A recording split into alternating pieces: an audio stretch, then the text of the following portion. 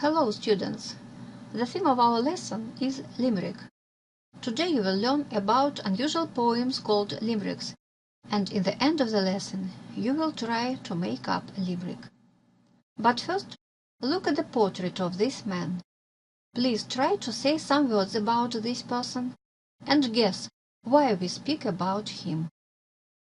Well, now listen to the information about this man and fill in the table with the facts from his life. You should work in your worksheets.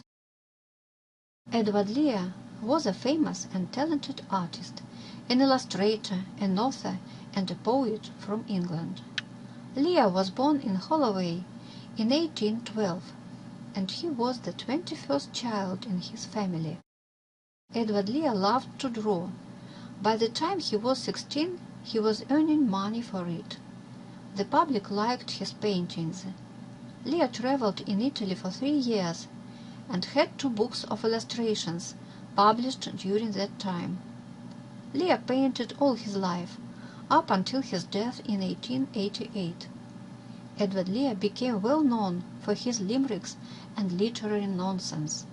The poet was very creative and intelligent. He loved to make up words with different meanings and sounds and rhyme them. Edward Lear made limericks popular all over Britain. Let's check up your answers.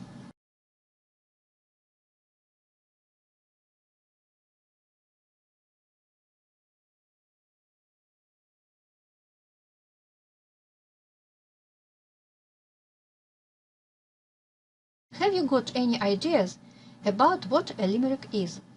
Now I want to tell you about this kind of poetry. A limerick is not just a poem.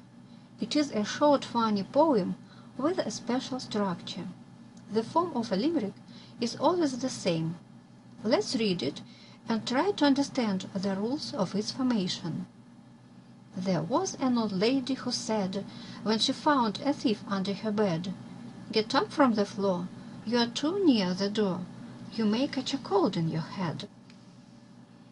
As you can see, limericks have 5 lines. The first line rhymes with the second and the fifth. These lines are long. They have 3 stressed syllables. The third line rhymes with the fourth one. Lines 3 and 4 are shorter, and they have 2 stressed syllables. A limerick usually begins with "there was a," then an unexpected and funny situation happening to the character is described. Here you can see the scheme of limericks. A lot of people made limericks like Edward Lear, and even sang limerick songs. Listen to one of them.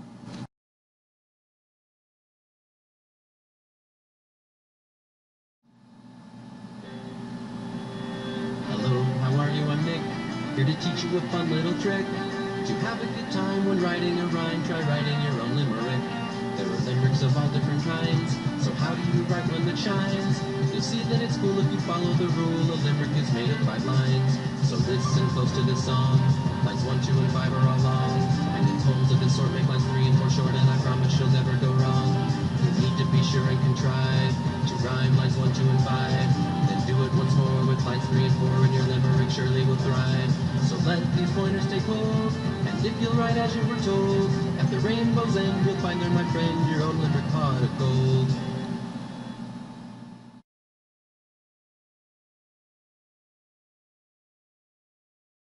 Edward Lear created a great number of limericks and drew illustrations to them. Some of Lear's pictures you can see in the video, but I'd like to say that a lot of other artists also illustrated Lear's limericks. Have a look at these pictures. I'm going to recite 2 limericks, and you should match them with the illustrations. There was an old woman from Fife who had never been kissed in her life. Along came a cat, so she said, "I'll kiss that." But the cat answered, "Not on your life." There was a young lady whose nose was so long that it reached to her toes, so she hired an old lady whose conduct was steady to carry that wonderful nose. You're right. The first limerick matches the second illustration, and the second limerick matches the first picture. Our next step is to try to become a poet. As you see here, there are 5 lines of a limerick, but they are mixed. Try to make a poem by arranging the lines in the correct order. But first, let's repeat the rules of building limericks. Which lines rhyme? How many stressed syllables are there in the short and in the long lines? Now do the task. Let's check up your work. There was a smart miser who tries every method to economize. He said with a wink, I save gallons of ink by simply not dotting my i's. Please make up the second limerick. Let's see. There was a man of Calcutta who spoke with a terrible stutter. At breakfast he said, give me bread and butter. And one more poem, please. Let's see your result. There was a dog lover from Cork who was taking his dog for a walk. As it lifted its leg, he cried, no, I beg, just think how the people will talk. Now it's time to write a limerick by yourselves. You have some rhyming words. Step 1. Think of a situation where you can use all these words. Step 2. Try to make sentences with them, following the rules of a limerick formation. I'll show you the example of a limerick which I have written.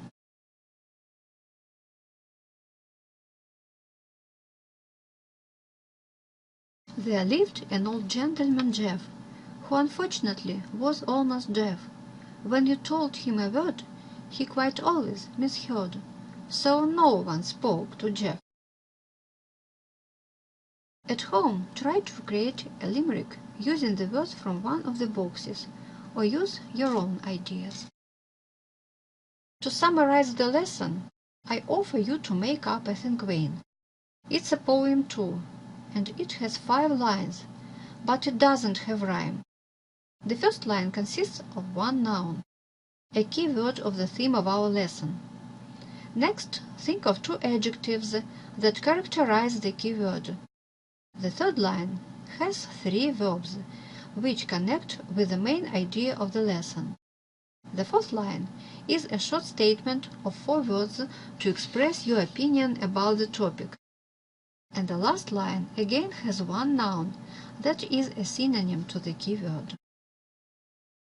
Have a look at the example of a Vain. Limerick, funny, surprising. Read, think, compose. They aren't easy to create. Joke. Good luck in writing limericks. Thank you for being active during the lesson.